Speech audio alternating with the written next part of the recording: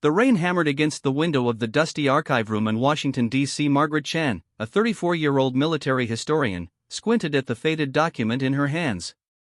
It was a routine afternoon in March 2019, cataloging forgotten World War II records that had been sealed for decades. "Dr. Chen, you should probably head home."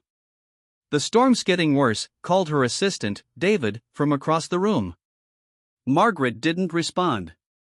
Her eyes were locked on a declassified mission report dated April 17, 1945. The paper was brittle, yellowed with age, but the words were clear enough.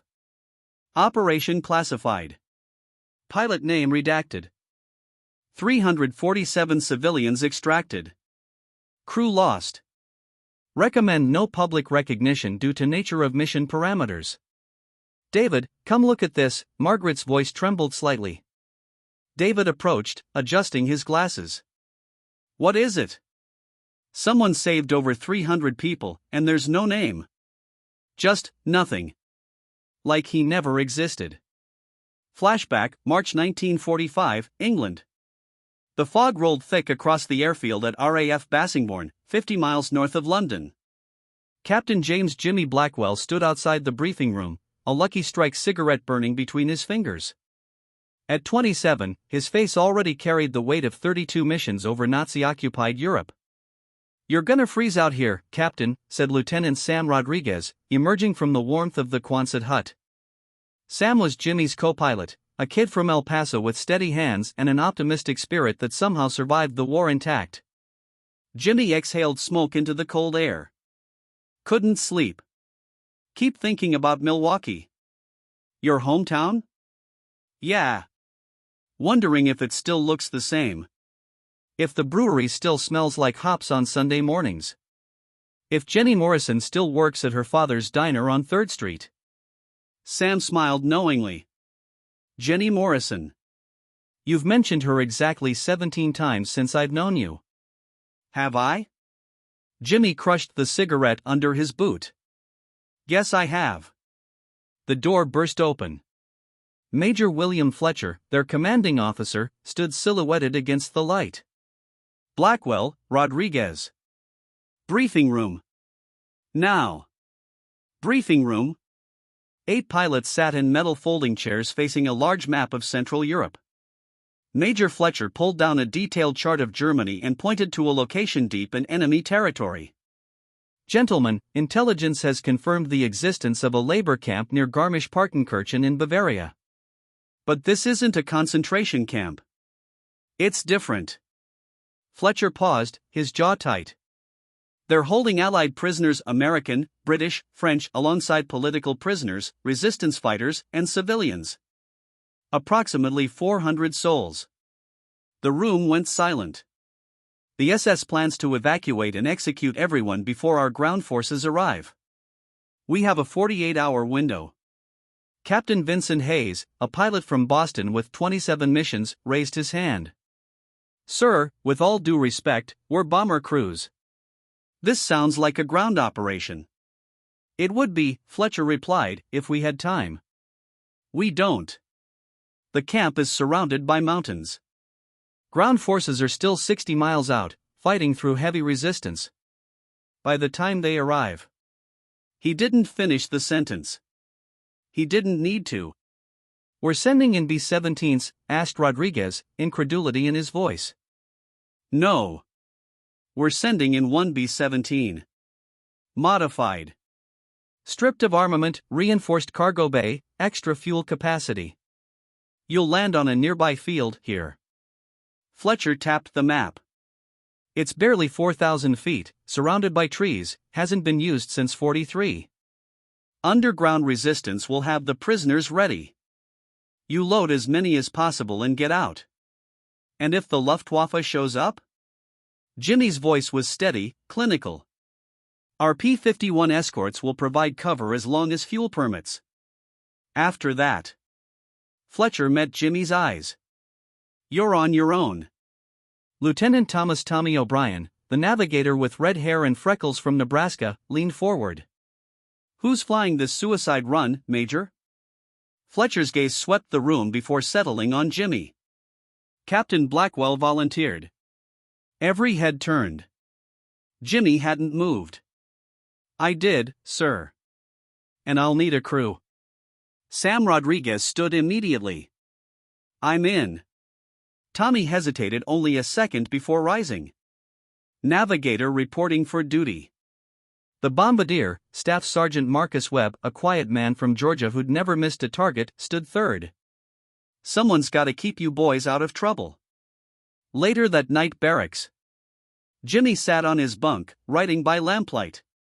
The letter was addressed to his mother in Milwaukee. "Dear Ma, if you're reading this, it means I didn't make it back. Don't be sad. I'm doing what needs to be done. Remember what Pop used to say? A man's worth isn't measured by what he says, but by what he's willing to sacrifice for others." I finally understand what he meant. "Tell Jenny Morrison I'm sorry I never got the courage to ask her to marry me before I left. Tell her she deserved better than my cowardice. Take care of yourself. I love you. Jimmy." He sealed the envelope and placed it in his footlocker, beneath his service medals. Sam sat across from him, cleaning his sidearm. "You know this is crazy, right?" "Yeah. We might not come back." "I know." "Then why?" Jimmy looked up, his blue eyes reflecting the lamplight. "Because if we don't, who will? Those people in that camp, they're somebody's brother, somebody's father, somebody's daughter. They're waiting for someone to give a damn. That's gonna be us." Sam nodded slowly. "All right then. Let's go save some lives." April 16, 1945, 0500 hours, the airfield. The modified B-17, nicknamed Ghost Rider, sat on the tarmac like a skeletal bird. Her guns had been removed, her bomb bay converted to a cargo space with reinforced flooring and makeshift seating. She looked wrong, unnatural without her defensive armament. Ground Crew Chief Master Sergeant Earl Thompson walked Jimmy through the modifications. "She's lighter, but that field you're landing on. Captain, I won't lie to you. This bird wasn't built for that kind of approach. One mistake and..." "I won't make a mistake, Earl." Earl gripped Jimmy's shoulder.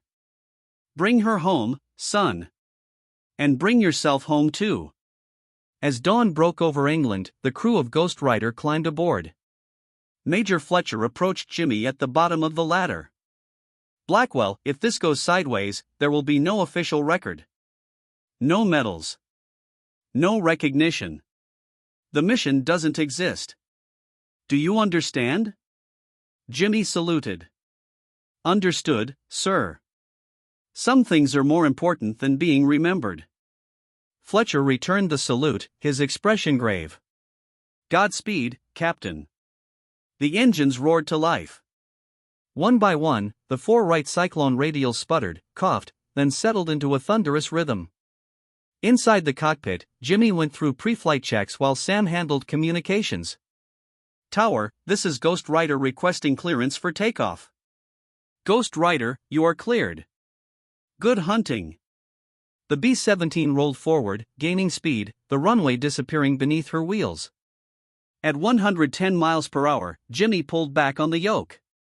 Ghost Rider lifted into the gray English sky, banking east toward Germany, toward 400 people who had no idea salvation was coming.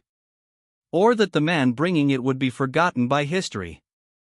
April 16, 1945, 0847 hours, over the English Channel. Ghost Rider cut through the morning sky at 12,000 feet, her shadow racing across the whitecaps below. Inside the cockpit, Jimmy maintained steady altitude while Sam monitored fuel consumption with nervous precision. "Fuel burn is higher than expected," Sam reported, tapping the gauge. "Earl's modifications added weight we didn't account for." Tommy O'Brien emerged from the navigator's station, his maps covered in pencil marks and calculations. "We've got another problem. Weather front moving in from the north. If it hits before we extract, visibility drops to 0. Jimmy's jaw tightened. "How long do we have?" 4 hours. Maybe 5 if we're lucky." Marcus Webb, positioned at the empty waste gun station, stared out at the vast expanse of water. "Never thought I'd be flying into Germany without a single weapon." Feels like going into a knife fight naked. We're not going in to fight, Jimmy said quietly. We're going in to save lives. Different mission, different rules. The radio crackled. Ghost Rider, this is Falcon Leader. We have you on visual. 8 P-51s forming escort pattern. Sam keyed the mic. Copy that, Falcon Leader.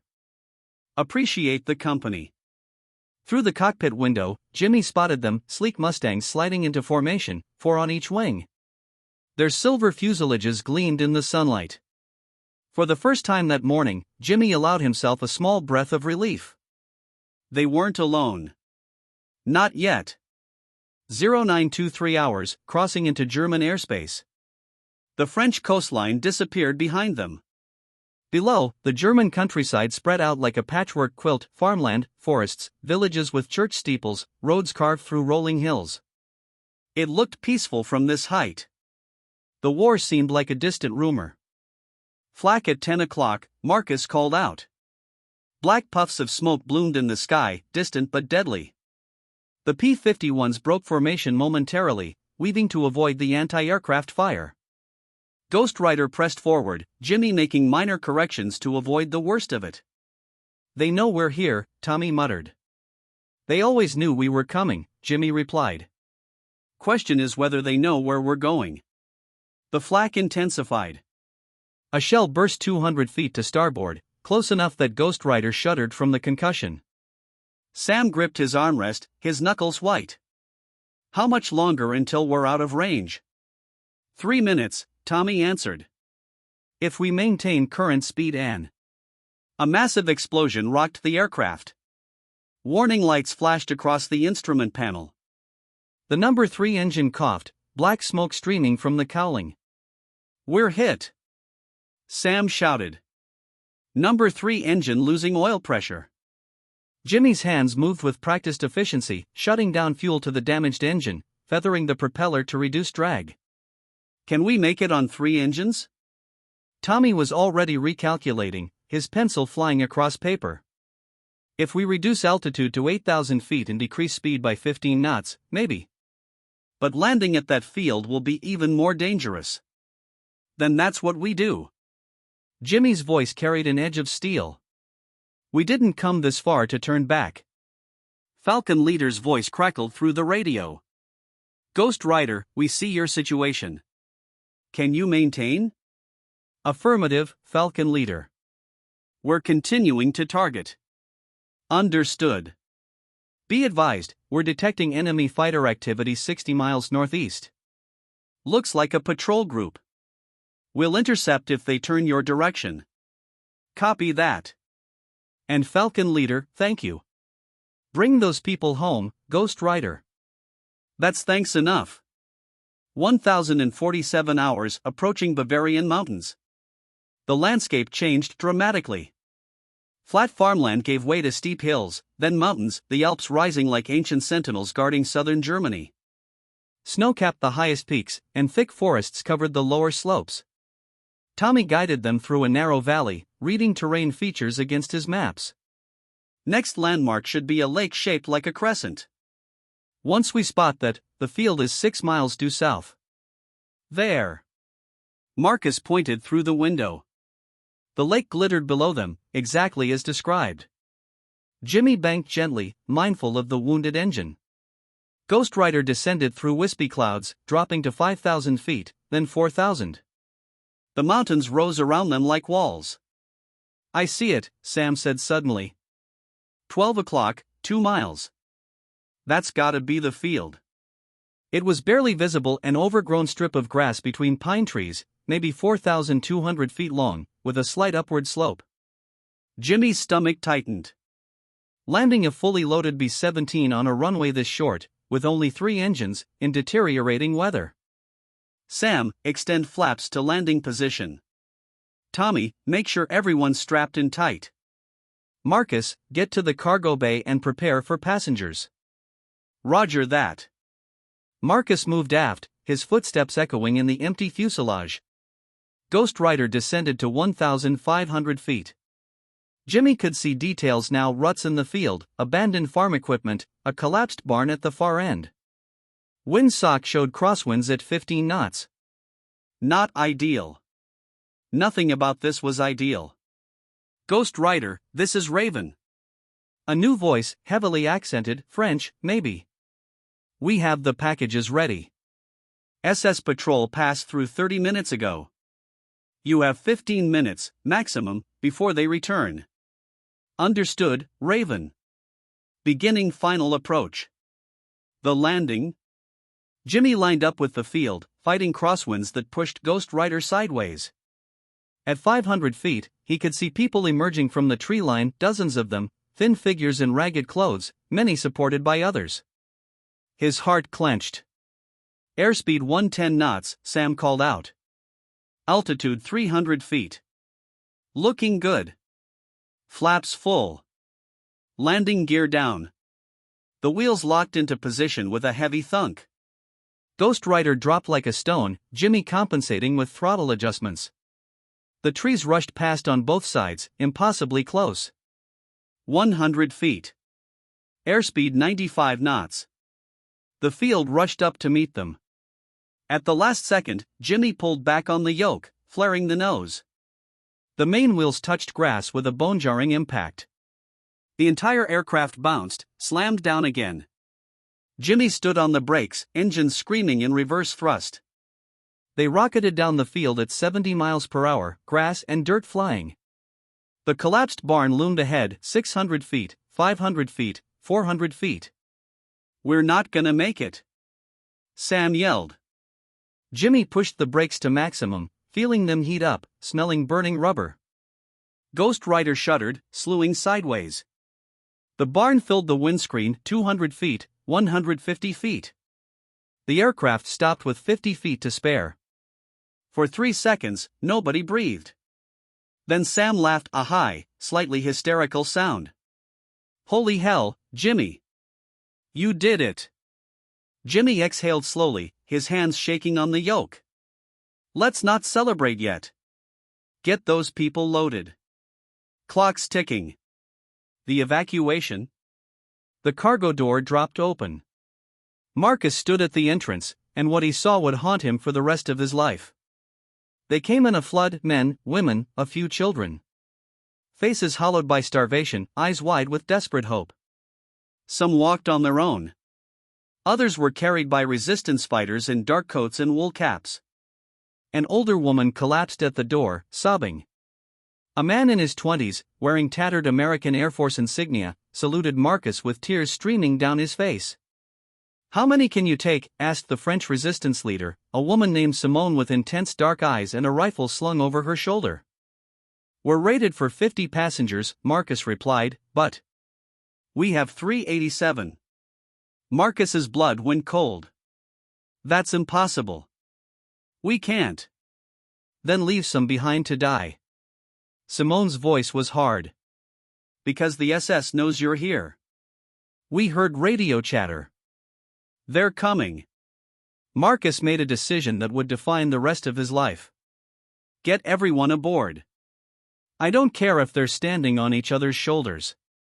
We're not leaving anyone." Jimmy appeared at his side. "Marcus, what are you?" "Captain, we take everyone or we take no one."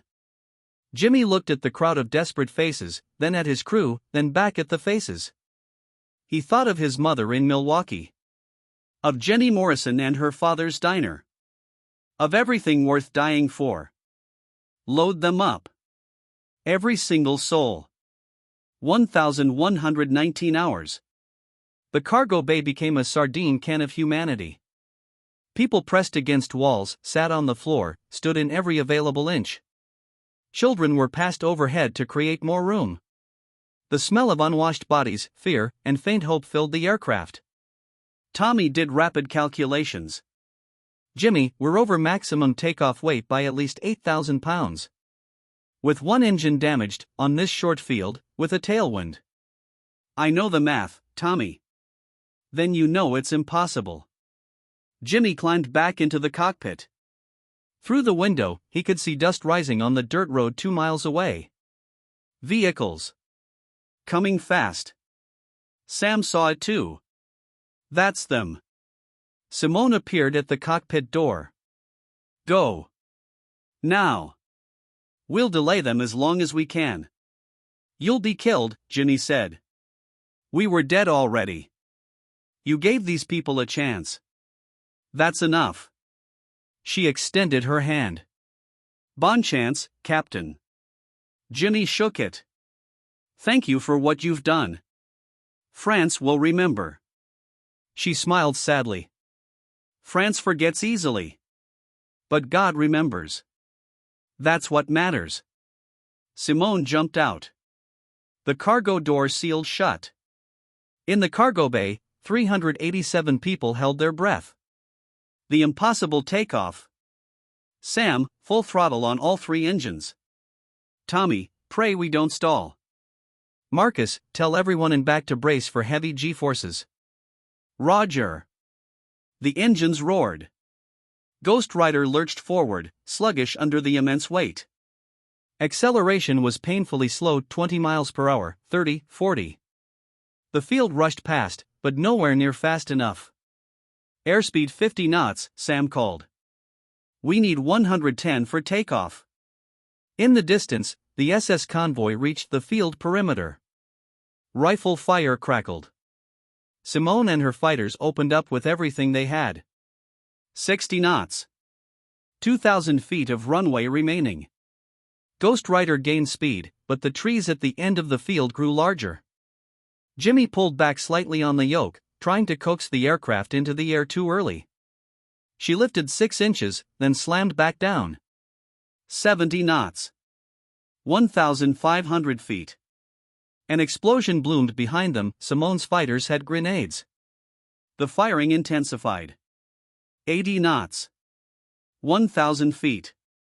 The trees filled the windscreen. Sam's breathing came in ragged gasps. 90 knots. 700 feet. Jimmy, we're not gonna make it. 100 knots. 400 feet. Jimmy pulled back hard. Come on, girl. Fly. Fly. Ghost Rider's nose lifted. The main wheels left the ground. She climbed 5 feet, 10 feet, 15 feet. The trees rushed underneath, branches scraping the belly with a sickening screech. A piece of the tail section tore away. And then they were above the trees, climbing slowly into the gray Bavarian sky, heavy and ungainly and beautiful. In the cargo bay, 387 people erupted in stunned, grateful silence that transformed into quiet weeping. Jimmy's hands trembled on the yoke. Tommy, set course for home. Course set. ETA 4 hours. Sam turned to Jimmy, his eyes wet. That was. Don't. Not yet. We're still deep in enemy territory with a dying engine and enough weight to snap our wings. We're not home yet. But for the first time since this mission began, Jimmy allowed himself to believe they might actually make it. 1,142 hours, 20 miles west. Ghost Rider, this is Falcon Leader. We see you climbing out. Status? Falcon Leader, we're airborne with all packages secured. 1 engine damaged, overweight, but maintaining altitude. Copy that. Be advised, that enemy fighter patrol I mentioned earlier? They've changed course. Heading directly toward your position. ETA 8 minutes. We're moving to intercept, but they outnumber us 2-1. Jimmy's jaw clenched. Understood, Falcon Leader. Do what you can. Sam looked at Jimmy. If those fighters reach us, they won't. Jimmy pushed the throttles forward, coaxing every ounce of speed from the struggling engines. They won't because Falcon Leader and his boys are about to give us the time we need. Through the cockpit window, they watched the P-51s break formation and streak northeast, 8 Silver Angels racing toward 16 German fighters. Ghost Rider flew on alone, heavy and vulnerable, carrying 391 souls toward an uncertain future. And somewhere behind them, Simone and her fighters made their last stand in a field that history would never remember. April 16, 1945, 1,148 hours over southern Germany. Ghost Rider limped westward at 8,000 feet, every rivet straining under the impossible weight. In the cargo bay, people sat shoulder to shoulder, many with their eyes closed in prayer. A young girl, no more than 8, clutched a tattered doll. An elderly man held his wife's hand, their fingers intertwined after what must have been months of separation. Marcus moved through the crowd, offering water from canteens, checking for medical emergencies. A Polish resistance fighter with a bandaged arm grabbed his sleeve. "Thank you," the man said in broken English. "My daughter, she is here. I thought I would never see her again." Marcus's throat tightened. "Where is she?" The man pointed to a corner where a teenage girl sat, her face buried in her hands, shoulders shaking. The moment she looked up and saw her father, she scrambled across the crowded floor. They embraced, both sobbing. Marcus turned away, wiping his own eyes. Cockpit. The radio erupted with frantic chatter. "Falcon 3, you've got 2 on your 6. Brake left. Taking fire. I'm hit, engine smoking. Falcon leader to all birds, Titan formation. Don't let them through." Jimmy listened to the chaos, his jaw clenched so tight it ached. 8 American pilots fighting 16 German fighters to protect one overloaded bomber full of people who'd already suffered too much. "Falcon leader, this is Ghost Rider. What's your status?" A long pause, filled with the stutter of machine gun fire and screaming engines. "Ghost Rider, we're holding them, but we can't hold forever. Fuel's getting critical. We've lost Falcon 5 and Falcon 7. 2 pilots. 2 men with families, with lives, with futures. Gone." Sam's face had gone pale. "Jimmy, they're dying for us." "I know." Jimmy's voice was barely audible. Tommy appeared from the navigator station, his freckled face drawn. "I've recalculated our route. If we swing north through this valley, we can buy distance, but it adds 30 minutes to flight time."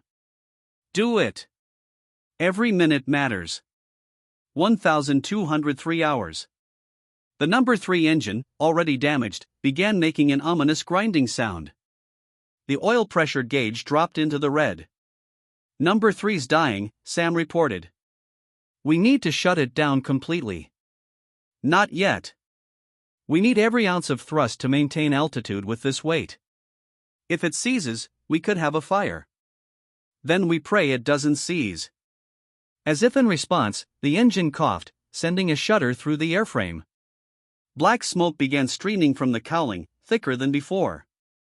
In the cargo bay, people felt the vibration. Panic rippled through the crowd. Marcus stood on a crate, raising his hands. "Everyone stay calm. We've got the best pilot in the Army Air Forces up front. We're going to make it home." A French woman looked up at him with haunted eyes. "You promise?" Marcus met her gaze. He thought about all the promises broken during this war, all the lies told to desperate people. He decided, in that moment, to tell the truth. "I promise we're going to fight like hell to get you there. And if that's not enough, then we'll fight harder." It wasn't much. But it was honest. And somehow, it was enough. 1,217 hours, the sacrifice. Ghost Rider, Falcon leader. "We've driven them off, but we're Winchester on ammo, and we're at critical fuel.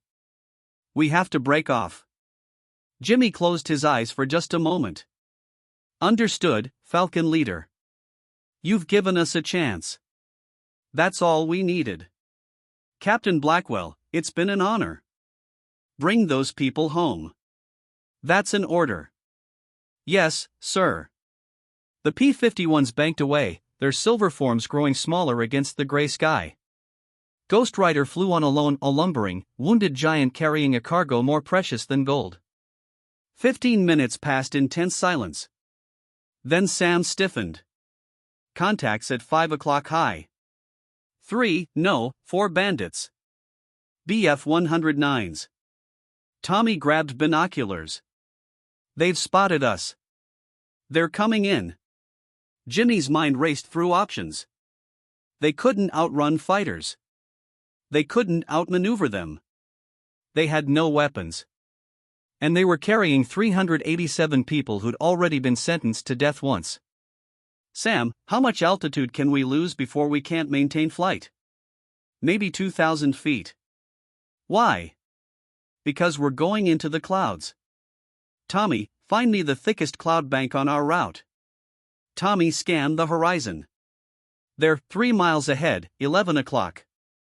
Cumulonimbus formation, thick as soup. The German fighters closed in, diving from above. Tracer rounds streaked past the cockpit, punching holes in the fuselage. In the cargo bay, people screamed. A round tore through the wall 6 inches from a young boy's head. Hold on.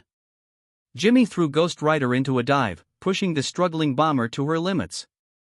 The artificial horizon spun crazily. Coffee cups flew through the cockpit. In the back, people grabbed onto each other, onto anything bolted down. The cloud bank rushed toward them, a wall of gray salvation. The fighters fired again.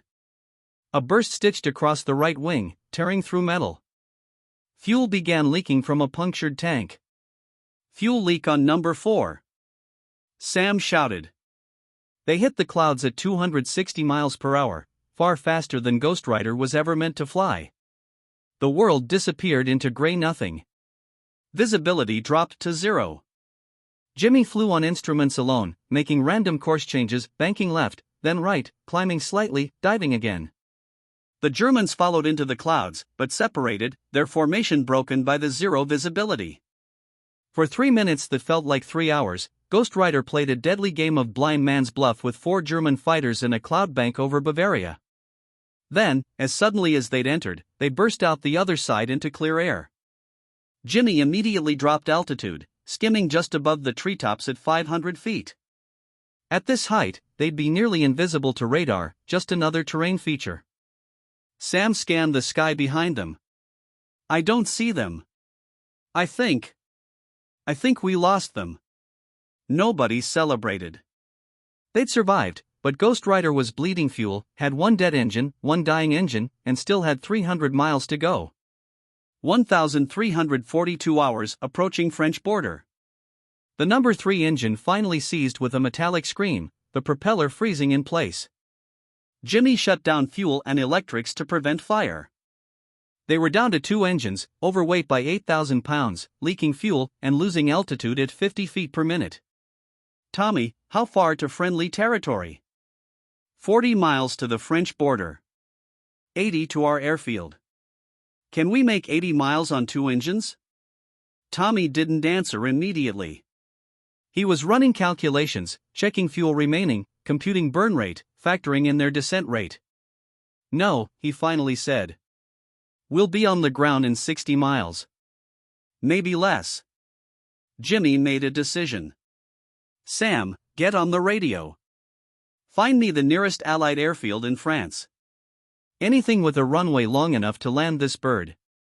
Sam worked the radio, cycling through frequencies. Mayday, Mayday, this is Ghost Rider, heavy bomber in distress with civilian passengers. Requesting emergency landing. Any Allied field, please respond. Static. More static. Then, Ghost Rider, this is RAF Station Lille Vendeville. We copy your mayday. What is your position? Tommy quickly calculated. We're 30 miles southeast of your position. Ghost Rider, we can take you. Runway is 6,000 feet, clear for emergency landing. Wind is calm. We'll have medical and fire crews standing by. Copy that, Lille. We're coming in. 1,359 hours, final approach to Lille. Ghost Rider descended through 3,000 feet, then 2,000. The French countryside spread below, fields liberated from German occupation just months earlier, small towns with French flags flying proudly again. Sam pointed through the window. There. I see the field. The runway looked beautiful, lawn, paved, with emergency vehicles already positioned. Jimmy had never been so happy to see concrete in his life. Landing checklist. Sam, extend flaps. Flaps extended. Landing gear down. The gear locked into position. Only one green light illuminated the right main gear. The left main and nose gear lights stayed dark. "Gear malfunction," Sam said, his voice tight. "Left main and nose gear aren't showing locked." "Could be just the indicator lights," Jimmy said, but he didn't believe it. After everything Ghost Rider had been through, it was a miracle anything still worked. Marcus's voice came through the intercom. "Captain, what's happening? We might have gear problems. Tell everyone in back to brace for a hard landing. Get people away from the walls. Put the children in the center, surrounded by adults." "Roger that." Jimmy lined up with the runway. Through the cockpit window, he could see fire trucks, ambulances, dozens of personnel waiting. The entire base had turned out. 500 feet. Airspeed 105 knots. 400 feet. Ghost Rider dropped toward the runway, nose slightly high to keep weight off the potentially unlocked nose gear. 200 feet. 100 feet. The right main will touched first, then the left. Both held. For one beautiful second, Jimmy thought they'd made it clean. Then the nose gear collapsed. The nose slammed into the runway with a shriek of tearing metal. Sparks flew. Ghost Rider skidded forward on her belly, veering left toward the grass. Jimmy fought the yoke, but there was no controlling it now. They left the runway, plowing through grass, dirt, emergency markers. The right wing clipped a parked fuel truck empty, thank God, and spun them 90 degrees. The left engine tore free from its mount and tumbled away. Inside the cargo bay, people screamed, holding onto each other as the world became chaos and noise and terror. Finally, mercifully, Ghost Rider stopped. For 5 seconds, silence. Then Jimmy's voice, shaking but strong, "Everybody out. Now." The aftermath. The cargo door wouldn't open, jammed from the crash. Marcus and Sam kicked it together, once, twice, 3 times. On the 4th kick, it flew open. People poured out like water from a broken dam. They stumbled onto French soil, many collapsing to their knees, kissing the ground, sobbing with relief and shock and overwhelming gratitude. Medical personnel swarmed forward with stretchers, blankets, water. Soldiers helped the elderly and injured. A British chaplain moved through the crowd, offering comfort. Jimmy climbed down from the cockpit, his legs barely holding him. His hands wouldn't stop shaking. Sam appeared at his side, equally unsteady. "We did it," Sam whispered. "Holy God, we actually did it." Tommy and Marcus joined them, all 4 crew members standing together in front of the ruined Ghost Rider. She'd given everything she had. Her nose was crushed, one engine gone, the other 2 destroyed, fuselage riddled with bullet holes, wings bent and torn. She would never fly again. But she'd saved 387 lives. A British wing commander approached, his expression grave. "Captain Blackwell?" "Yes, sir." "Come with me. There's someone who needs to speak with you. Immediately. RAF Station Commander's Office, 1445 hours." The office was sparse: a desk, filing cabinets, a map of Europe on the wall. Behind the desk sat a man in civilian clothes, American, with the bearing of someone accustomed to authority. He didn't introduce himself. "Captain Blackwell, do you understand what you've done?" Jimmy stood at attention, exhausted beyond measure. "Sir, I completed my mission. Extracted 387 prisoners from. Among those prisoners were 17 people who shouldn't exist. Not officially." The man opened a folder. French resistance leaders wanted by the Gestapo. British intelligence operatives working deep cover. 2 American OSS agents operating inside German high command. If the Germans know we extracted these people, they'll realize their operations are compromised. They'll change codes. Relocate assets. Hundreds of Allied intelligence sources will go dark overnight. Jimmy's stomach sank. "Your mission," the man continued, "was supposed to extract refugees and POWs. Low-level prisoners. That was the cover story. The real mission, the one you weren't told about, was to extract 17 intelligence assets before the SS executed them. You were never supposed to take everyone. Just the 17. Nobody told me that. Because you didn't need to know. But you took everyone. Which means now we have a problem. The man closed the folder. If this mission becomes public, if your name goes into official records, the Germans will investigate. They'll figure out which prisoners were intelligence assets. We'll lose everything we've gained. So what are you saying? I'm saying this mission never happened. Ghost Rider crashed on a routine transport flight due to mechanical failure. The passengers were refugees being relocated from a displaced persons camp. Your crew will receive standard commendations for saving lives in a crash landing. But there will be no medals for the mission itself. No official recognition. And your name, Captain Blackwell, will be redacted from every document related to the operation. Jimmy stood frozen. You're erasing me from history. I'm protecting intelligence operations that will save thousands of Allied lives. The war isn't over. Those 17 people you saved? They're going back into the field. The information they provide will shorten this war, maybe by months. Do you understand what that means? How many lives that saves? Jimmy understood. Of course he understood. The man stood. This conversation never happened. You never flew to Bavaria. You never landed in that field. You saved refugees from a plane crash, nothing more. In exchange, I guarantee every person you extracted today will be processed, protected, and given new lives. Your crew will be decorated for heroism in an aviation accident. Everyone goes home with honors. Just, quietly. And Falcon Leader? The P-51 pilots who died protecting us? Killed in combat with enemy fighters on a standard escort mission. Their families will receive full honors. Jimmy felt something break inside him. Not dramatically, just a quiet crack, like ice on a winter pond. Do I have a choice? No. The man's expression softened slightly. But for what it's worth, Captain, what you did today was the bravest thing I've seen in this war. History won't remember your name. But God will. And so will 387 people who are alive because of you. April 30th, 1945, Rath Bassingbourn, England.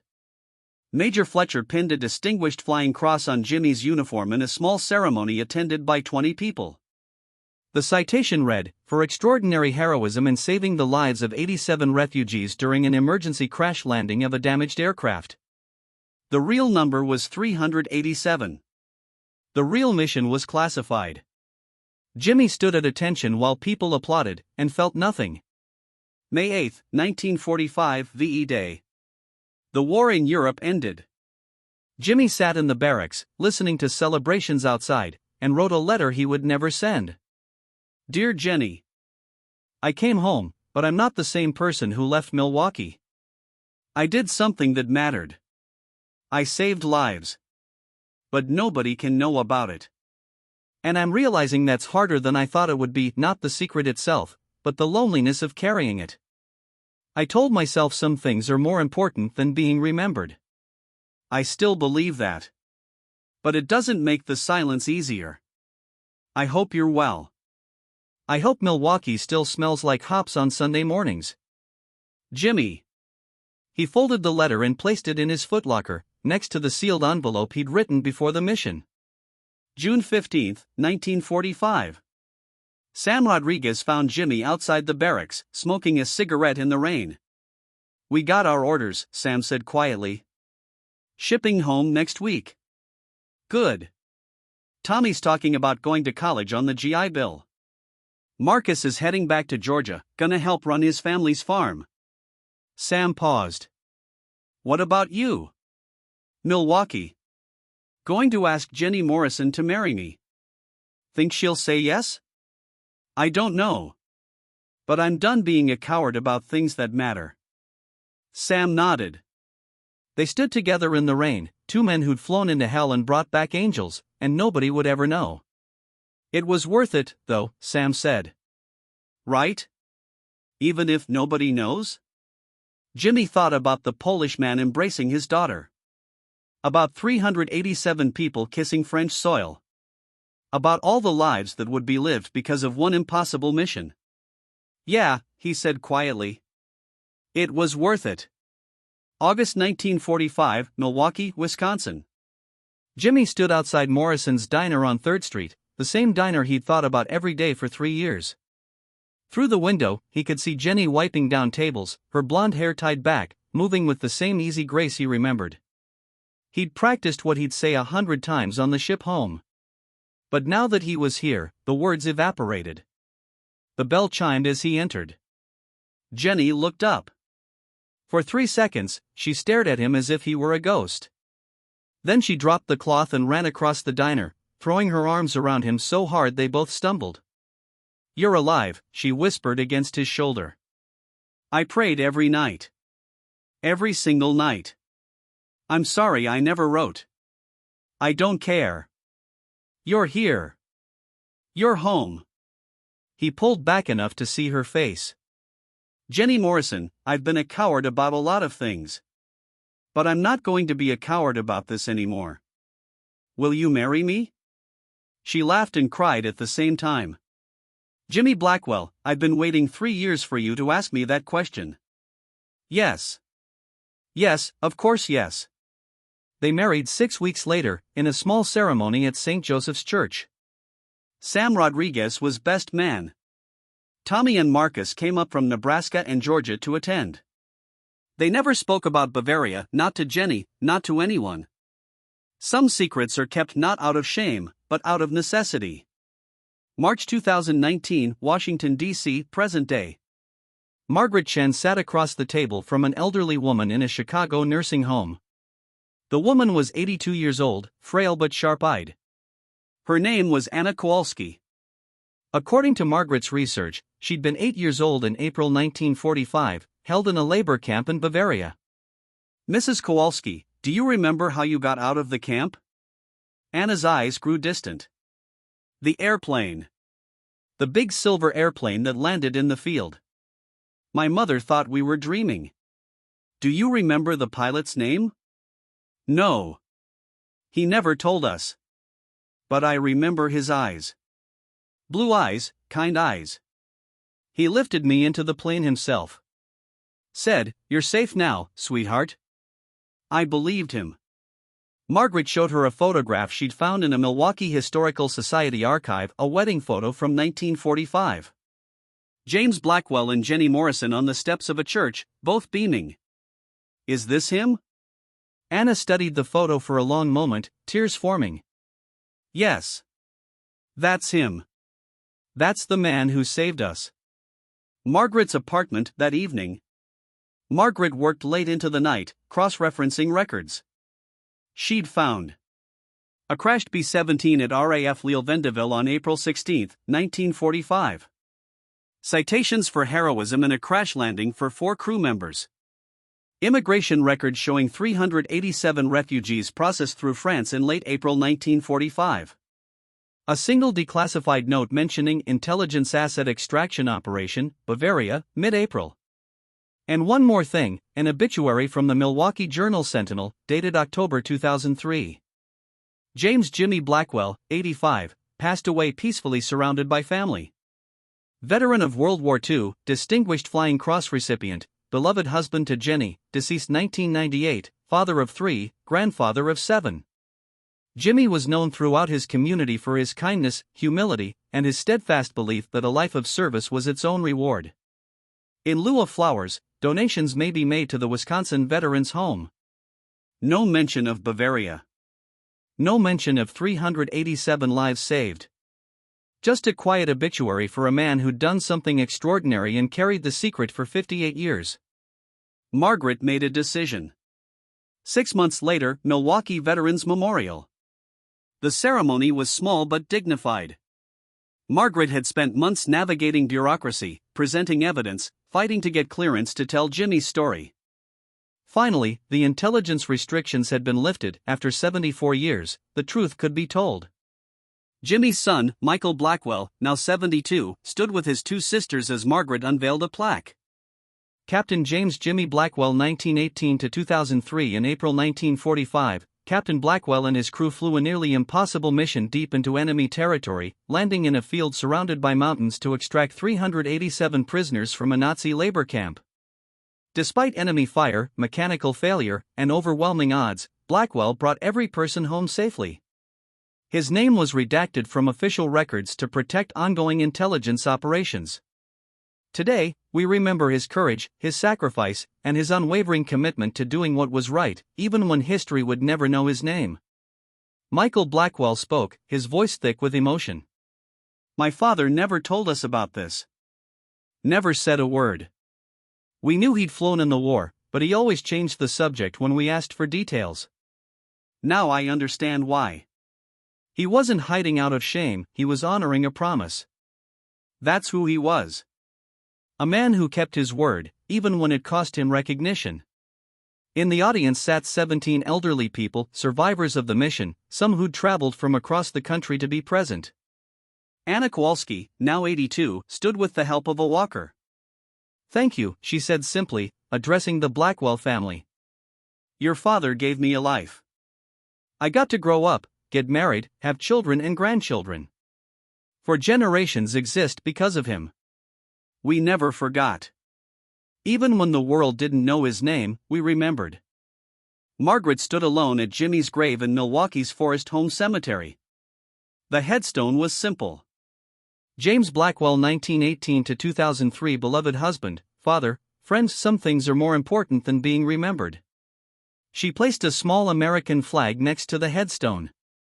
You were wrong about one thing, Captain, Margaret said quietly. You thought history would forget. But it didn't. It just took a while to catch up. The sun set over Milwaukee, painting the sky in shades of gold and red. Somewhere in the distance, a church bell chimed, maybe from St. Joseph's, where Jimmy and Jenny had married 74 years earlier. The wind carried the faint scent of hops from the old breweries. And if you listen carefully, really carefully, you might have heard the ghost of a B-17 engine, flying one last mission home.